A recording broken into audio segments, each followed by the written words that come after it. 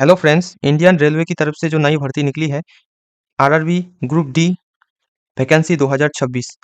Indian railway की तरफ से जो 2026 की ग्रुप डी के लिए नई भर्ती निकली है, इस ग्रुप डी की भर्ती के लिए कैसे ऑनलाइन के माध्यम से अप्लाई करना है, स्टेप बाय स्टेप मैं आप सभी को डिटेल में दिखाने वाला हूँ। सेम तरीके से आप लोग अपने मोबाइल फ़ोन से भी फॉर्म फिल कर सकते हैं या डेस्कटॉप से भी फॉर्म फिल कर सकते हैं।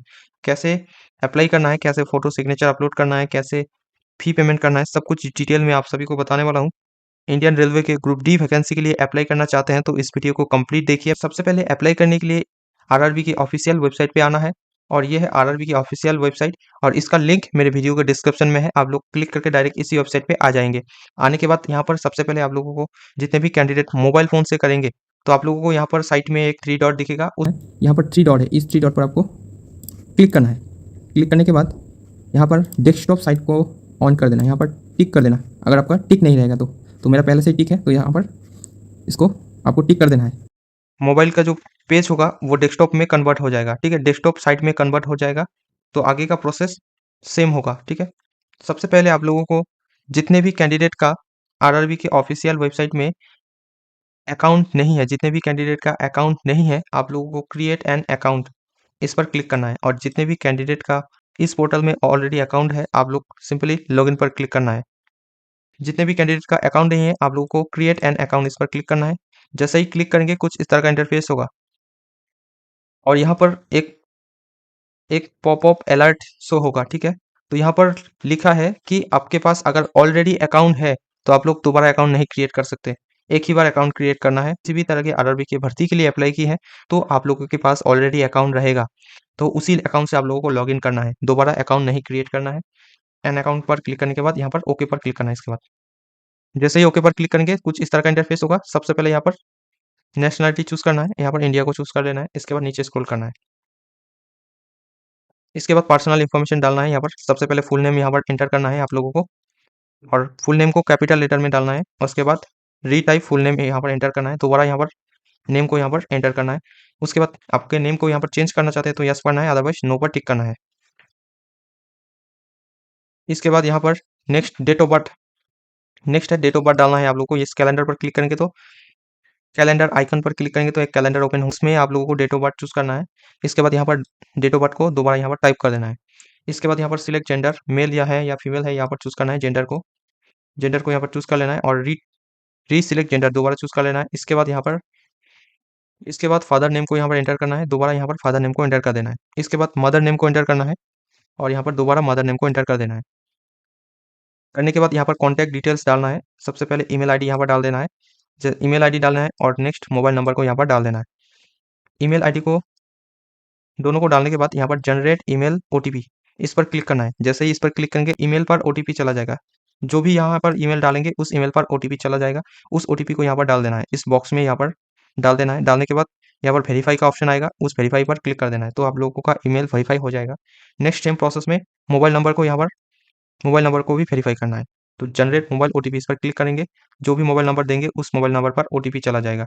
उस ओटीपी को यहाँ पर डाल के यहाँ पर वेरीफाई ऑप्शन पर क्लिक कर देना है। जैसे ही क्लिक करेंगे तो वेरीफाई हो जाएगा। इसके बाद यहाँ पर दो ऑप्शन है, verification through digi locker, verification through आधार कार्ड। तो जितने भी कैंडिडेट का डिजी लॉकर में अकाउंट है तो आप लोग डिजी लॉकर से भी वेरीफाई कर सकते हैं। जितने भी कैंडिडेट का कोई भी डिजी लॉकर पे अकाउंट नहीं है, आप लोगों को वेरीफाई थ्रू आधार कार्ड इस पर क्लिक करना है। जैसे ही क्लिक करेंगे कुछ इस तरह का इंटरफेस होगा। यहाँ पर आप लोगों को आधार कार्ड का नंबर डाल देना है। नंबर डालने के बाद यहाँ पर जनरेट आधार ओटीपी इस पर क्लिक करना है। जैसे ही इस पर क्लिक करेंगे तो आप जो भी आधार कार्ड के साथ मोबाइल नंबर लिंक रहेगा उस मोबाइल नंबर पे ओटीपी चला जाएगा। उस ओटीपी को यहाँ पर डाल देना है। जैसे ही डाल देंगे इस पर वेरीफाई पर क्लिक डालने के बाद वेरीफाई पर क्लिक करेंगे तो वेरीफाई हो जाएगा। होने के बाद यहाँ पर इस पर कंफर्म पर टिक कर देना है। टिक करने के बाद नीचे स्क्रॉल करना है, यहाँ पर पासवर्ड क्रिएट करना है, क्रिएट योर पासवर्ड। तो इस पासवर्ड यहाँ पर एक न्यू पासवर्ड क्रिएट कर देना है और कंफर्म दोबारा उसी पासवर्ड को यहाँ पर टाइप करना है। पासवर्ड को ध्यान से टाइप करना है। पासवर्ड को थोड़ा स्ट्रॉन्ग पासवर्ड यहाँ पर एंटर करना है। तो पासवर्ड को संभाल के रखना है। इसके बाद इस पर I am not a robot इस पर टिक कर देना है। इसके बाद preview and create an account इस पर क्लिक करना है। जैसे इस पर क्लिक करेंगे प्रीव्यू शो होगा, आपने क्या क्या डिटेल्स डाला है वो सही है कि नहीं है वो चेक कर लेना है। उसके बाद सबमिट पर क्लिक कर देंगे। जैसे ही सबमिट पर क्लिक करेंगे आपका अकाउंट क्रिएट हो जाएगा। इसके बाद आप लोगों को लॉगिन करना पड़ेगा। लॉगिन करने के लिए आप लॉगिन ऑप्शन पर क्लिक करना है और जितने भी कैंडिडेट का ऑलरेडी अकाउंट है आप सभी को लॉगिन ऑप्शन पर क्लिक करना है। करने के बाद कुछ इंटरफेस होगा। यहाँ पर 2 तरह का ऑप्शन दिखेगा, लॉगिन विद आधार एंड दूसरा ऑप्शन है लॉगिन विद आरआरबी अकाउंट। तो यहाँ पर जैसे ही लॉगिन विद आधार पर क्लिक करेंगे, यहाँ पर मोबाइल नंबर एंटर करना है, मोबाइल नंबर एंटर करना है और आधार कार्ड के साथ जो भी मोबाइल नंबर लिंक रहेगा उस मोबाइल नंबर पे ओटीपी चला जाएगा। तो गेट आधार ओटीपी इस पर क्लिक करेंगे तो मोबाइल नंबर पे ओटीपी चला जाएगा, उस ओटीपी को यहाँ पर फिल करना है। फिल करेंगे, इसके बाद यहाँ पर आई एम नॉट रोबोट इस पर भी टिक कर देंगे। इसके बाद लॉगिन पर क्लिक करना है।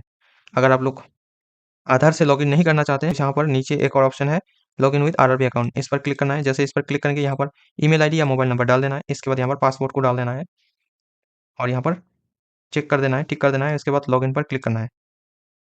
लॉगिन पर क्लिक करना है। जैसे भी लॉगिन पर क्लिक करेंगे, कुछ इस तरह का इंटरफेस होगा। यहाँ पर सेंड ओटीपी टू ईमेल और सेंड ओटीपी टू फ़ोन। तो यहाँ पर दोनों में से किसी एक ऑप्शन पर क्लिक करेंगे। जिस ऑप्शन पर क्लिक करेंगे तो उस पर ओटीपी चला जाएगा। ईमेल पर क्लिक करेंगे तो ईमेल पर ओटीपी जाएगा। फ़ोन पे क्लिक करेंगे तो फ़ोन पे ओटीपी जाएगा। मोबाइल नंबर पे ओटीपी जाएगा। तो यहाँ पर दोनों में से किसी एक पर क्लिक करना है। जैसे ही क्लिक करेंगे तो उस पर ओटीपी जाएगा। उस ओटीपी को यहाँ पर एंटर कर देना है।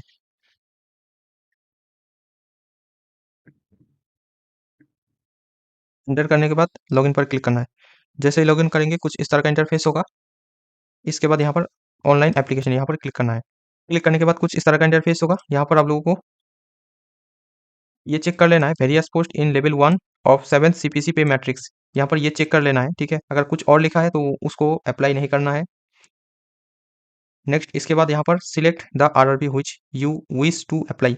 तो यहाँ पर आप लोगों को चूज करना है आप लोग कौन से आरआरबी के लिए अप्लाई करेंगे। तो यहाँ पर ग्रुप डी के लिए जितने भी आरआरबी में वैकेंसीज हैं वो सारे आरआरबी यहाँ पर दिया गया है। तो आप लोग अपने अकॉर्डिंग यहाँ पर चूज कर लेना है। आप लोग जिस भी आरआरबी के लिए अप्लाई करना चाहते हैं कर सकते हैं, ठीक है। सिंपली चूज करना है। अगर आप लोग देखना चाहते हैं कौन से आरआरबी में कितनी वैकेंसी है, इस वीडियो के नीचे कमेंट कर दीजिए, ठीक है। मैं आप सभी के लिए अलग से वीडियो बना दूंगा, क्या किस आरआरबी में कितनी वैकेंसी है, कौन से पोस्ट हैं, सब कुछ बता दूंगा, ठीक है। इसके बाद अप्लाई करने के लिए यहाँ पर दोनों ऑप्शन को टिक कर देना है। करने के बाद यहाँ पर नेक्स्ट पर क्लिक कर देना है। नेक्स्ट पर क्लिक कर देना है। नेक्स्ट पर क्लिक कर देना है। उसके बाद कुछ इस तरह का इंटरफेस होगा, ठीक है। इसको क्रॉस कर देना है। नेशनलिटी आपका पहले से कंट्री नेशनलिटी पहले से सिलेक्ट होगा। डेट ऑफ बर्थ पहले से सिलेक्ट है। एज ये पहले से ही सिलेक्ट है। नेम, ठीक है। फादर नेम, मदर नेम, ठीक है। Gender, email address, mobile number ये पहले से ही फिल है, ठीक है। तो फिल करना है यहाँ पर से। तो यहाँ पर मैरिटल स्टेटस, ठीक है। अगर गाइस आप मैरिड है या अनमैरिड है तो यहाँ पर डाल देना है। और यहाँ पर गाइस आपका कौन सा रिलीजन है वो डाल देना है, ठीक है। आपका मदर टंग यहाँ पर डाल देना है।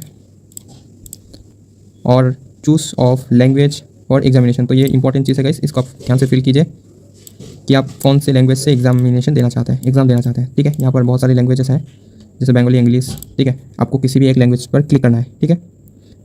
आप जिस लैंग्वेज पे एग्जाम देना चाहते हैं तो यहाँ पर ध्यान से चूज़ करना है। इसके बाद आपको यहाँ पर आपके आइडेंटिटी मार्क कोई भी है तो यहाँ पर डाल दीजिए, अदरवाइज नो मार्क यहाँ पर लिख दीजिए, ठीक है। इसके बाद सिलेक्ट कीजिए यहाँ पर आप कौन से कैटेगरी से हैं, ठीक है। Like SC ST OBC unreserved category, ठीक है। अनरिजर्व है तो अनरिजर्व पर टिक कीजिए, SC तो SC पर टिक कीजिए, ST है तो ST पर, OBC है तो OBC पर, ठीक है।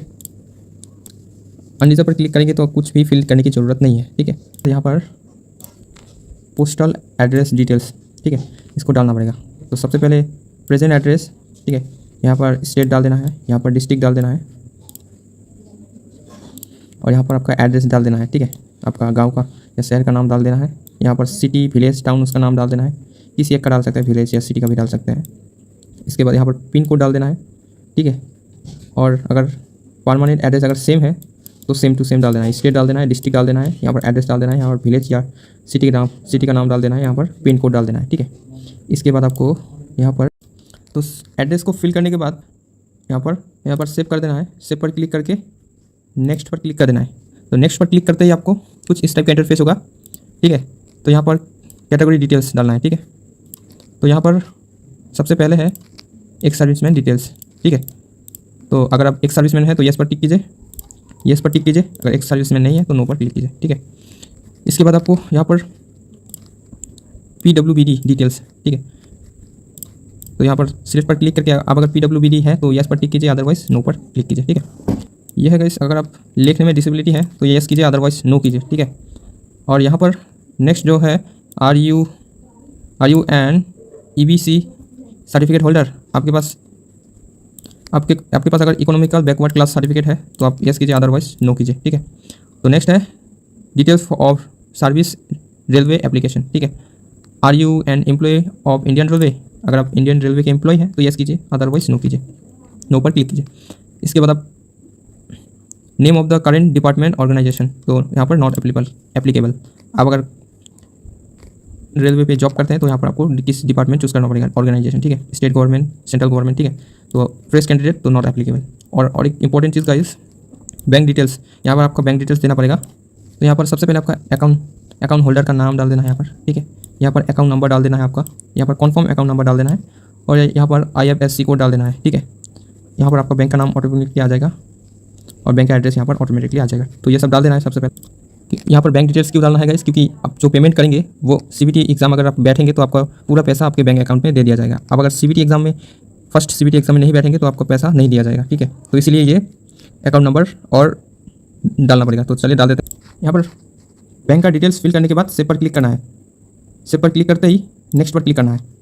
नेक्स्ट पर क्लिक करने के बाद आपका क्वालिफिकेशन, ठीक है, तो यहाँ पर क्वालिफिकेशन डालना है 10 का। यहाँ पर है मैट्रिकुलेशन। ठीक है, स्टेट डाल देना है। ठीक है, यहाँ पर डिस्ट्रिक्ट डाल देना है। यहाँ पर आपका बोर्ड नेम डाल देना है, 10 बोर्ड नेम डाल देना है। यहाँ पर रिजल्ट डिक्लेरेशन डेट डाल देना है, आपका रोल नंबर डाल देना है। ठीक है, एडमिट या रजिस्ट्रेशन एडमिट का रोल नंबर डाल देना है, और यहाँ पर आपका मैट्रिकुलेशन सर्टिफिकेट अपलोड कर देना है। ठीक है, सर्टिफिकेट को यहाँ पर अपलोड कर देना है। ठीक है, सब कुछ फिल करने के बाद, ठीक है, मैट्रिकुलेशन सर्टिफिकेट को अपलोड करने के बाद इस ऐड बटन पर क्लिक करना है। ठीक है, तो ये एजुकेशन ऐड हो गया। ठीक है, इसके बाद आपको नेक्स्ट पर क्लिक कर देना है। इसके बाद कुछ इस तरह का इंटरफेस होगा। यहाँ पर आप लोगों को लाइव फ़ोटो क्लिक करना है एंड यहाँ पर सिग्नेचर को अपलोड करना है। जितने भी कैंडिडेट मोबाइल फ़ोन से फॉर्म फिल कर रहे हैं, आप सभी को कैप्चर टू लाइव इमेज इस पर क्लिक करना है। जैसे ही इस पर क्लिक करेंगे, मोबाइल पे आप लोगों को अलाउ पूछेगा कैमरा के लिए, कैमरा का अलाउ कर देना है। इसके बाद लाइव इमेज क्लिक कर लेना है। जैसे ही लाइव इमेज पर क्लिक करेंगे, यहाँ पर आपका फ़ोटो शो होगा। और जितने भी कैंडिडेट डेस्कटॉप से फॉर्म को फिल करेंगे, आप सभी को capture to live image from mobile इस पर क्लिक करना है। जैसे ही क्लिक करेंगे, एक QR कोड ओपन होगा, उस QR कोड को एक स्कैन कर लेना है मोबाइल से, और एक लिंक ओपन होगा, उस लिंक को क्लिक करके RRB के लॉगिन पेज पर आ जाएंगे। उस RRB के लॉगिन पेज पर लॉगिन कर लेना है। अकाउंट से लॉगिन करने के बाद आप लोगों को capture to live image option मिलेगा, उस कैप्चर टू लाइव इमेज से कैप्चर कर लेना है लाइव इमेज को। यहाँ पर आप लोगों का फोटो शो होने लगेगा। इसके बाद सिग्नेचर को अपलोड करना है। यहाँ पर चूज फाइल पर क्लिक करके सिग्नेचर को अपलोड कर देना है। चूज फाइल पर क्लिक करके सिग्नेचर को यहाँ पर चूज़ कर लेना है, और सिग्नेचर के फाइल का साइज होना चाहिए मिनिमम 30 KB और मैक्सिमम 49 KB होना चाहिए, और JPG फॉर्मेट में होना चाहिए। इसके बाद सिग्नेचर को अपलोड करना है। यहाँ पर चूज फाइल पर क्लिक करके सिग्नेचर को अपलोड कर देना है। यहाँ पर टिक कर देना है। टिक करने के बाद नेक्स्ट पर क्लिक कर देना है। जैसे ही नेक्स्ट पर क्लिक करेंगे, कुछ इस तरह का इंटरफेस होगा। यहाँ पर नीचे स्क्रॉल करना है, और यहाँ पर नीचे आप लोगों को, यहाँ पर आप जिस भी RRB को सिलेक्ट करेंगे उस RRB का नाम शो होगा, और नीचे यहाँ पर उस RRB के अकॉर्डिंग उस RRB में कौन से पोस्ट अवेलेबल हैं, कौन से डिपार्टमेंट के पोस्ट अवेलेबल हैं, वो यहाँ पर शो होगा। ठीक है, पोस्ट चूज करना है, कौन से पोस्ट के लिए आप अप्लाई करना चाहते हैं वो यहाँ पर चूज करना है। मान के चलो असिस्टेंट SNT ER इसको सबसे पहले रखना चाहते हैं, तो इस सबसे पहले प्लस पर क्लिक करेंगे, तो ये सबसे पहला प्रेफरेंस हो गया। ठीक है, इस पोस्ट को आपने सबसे पहले रखना चाहते हैं, तो यहाँ पर आप लोग को ये पोस्ट प्रेफरेंस में सबसे पहले है। नेक्स्ट यहाँ पर कौन से पोस्ट में अप्लाई करना चाहते हैं वो यहाँ पर आप लोगों के अकॉर्डिंग यहाँ पर चूज कर लेना है। ऐसे करके सबको यहाँ पर डाल देना है। ठीक है, डालते जाना है आप लोग कौन से पोस्ट में अप्लाई करना चाहते हैं। ठीक है, सबको डालना है, क्योंकि अगर एक भी यहाँ पर रखेंगे तो एप्लीकेशन आगे प्रोसीड नहीं होगा, तो सबको यहाँ पर डाल देना है। इसके बाद यहाँ पर आई हैव इसको डिक्लेयर कर देना है, टिक कर देना है। इसके बाद इस पर भी टिक कर आप लोगों के प्लेस का नाम डाल देना है। इसके बाद यहाँ पर प्रीव्यू एप्लीकेशन इस पर क्लिक कर देना है। इसके बाद प्रीव्यू एप्लीकेशन पर क्लिक करना है। ऐसे करके एप्लीकेशन को प्रीव्यू कर लेना है, और इसका टिक कर देना है, और सबमिट ऑप्शन पर क्लिक कर देना है। चेक कर दीजिए और सबमिट पर क्लिक कर दीजिए, और सबमिट पर क्लिक कर दीजिए, तो फाइनली आपका फॉर्म सबमिट हो जाएगा। ठीक है, इसके बाद आएगा इस पेमेंट मेथड। ठीक है, अब अगर जनरल कैटेगरी से हैं तो आपको यहाँ पर 500 दिखेगा, अगर SC ST OBC हो तो आपको 250 रुपये पेमेंट करना पड़ेगा। ठीक है, तो पेमेंट करने के लिए किसी भी मेथड को चूज़ कीजिए, दोनों में से किसी एक पर क्लिक कीजिए। इसके बाद आपको कुछ इस टाइप का इंटरफेस होगा, तो वहाँ पर UPI से आप पेमेंट कर सकते हैं, क्रेडिट कार्ड से पेमेंट कर सकते हैं, वॉलेट से पेमेंट कर सकते हैं, और नेट बैंकिंग से पेमेंट कर सकते हैं। तो गाइस अब UPI से पेमेंट कर देना है। ठीक है, तो इस वीडियो में इतना ही गाइस। वीडियो को अच्छा लगे तो लाइक कीजिए और चैनल को सब्सक्राइब कीजिए, ताकि ऐसे ही इन्फॉर्मेशन वीडियो आप तक मिलती रहे।